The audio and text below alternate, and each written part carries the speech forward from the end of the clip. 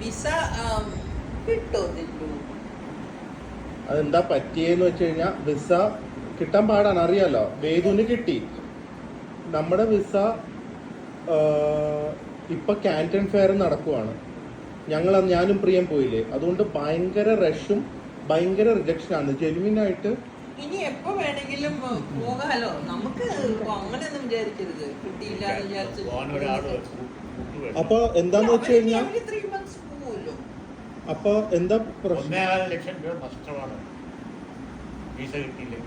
ഇല്ല, അത് റീഫണ്ട് കിട്ടും. ഞാൻ ചോദിച്ചു, 70% കിട്ടും 5-ാം തീയതി വരെ. അത് കിട്ടും, 70% കിട്ടും. അത് തന്നെ ഭാഗ്യമല്ലേ. പക്ഷെ ഇതിലിപ്പോ പ്രശ്നം പറ്റിയിരിക്കുന്നത് എന്താന്ന് വെച്ച് കഴിഞ്ഞാൽ മമ്മിയുടെ സാങ്ഷനായി. മമ്മിക്ക് സാങ്ഷനായി, ഡാഡിയുടെ സാങ്ഷൻ ആയില്ല.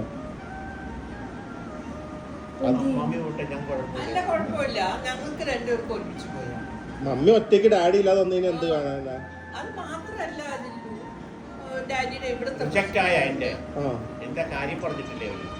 കാര്യമൊന്നും അറിയില്ല. മമ്മിക്ക് സാങ്ഷൻ ആയിന്ന് പറഞ്ഞു. അത് എനിക്ക് വൈകിയ വരില്ല. രണ്ടുവട്ടം വന്നു പാസ്പോർട്ട്, തിരിച്ചു വന്നു.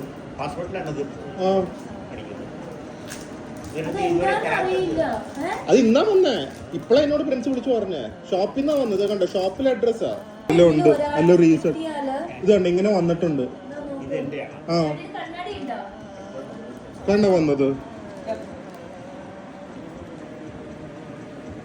മനസ്സിലായോ അതില്?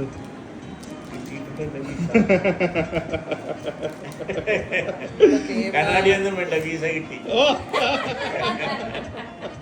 എനിക്കറിയാം ബ്ലോഗില് പറ്റിക്കുന്ന സന്തോഷം കേട്ടാ.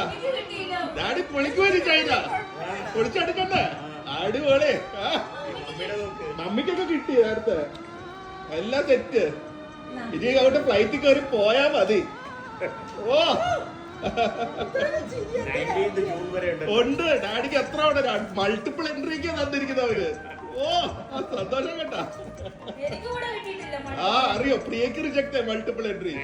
മാർച്ച് തൊട്ട് ജൂൺ വരെ 2 കട. നമുക്ക് ഒരു അവിടെ ബിസിനസിനും കൂടെ പോവാം. ഓ പവറാണത്. ഈ വയസ്സും ഫോട്ടോയും വെച്ച് നോക്കുമ്പോൾ വളരെ യങ് ആയിട്ട് നിൽക്കുന്നു.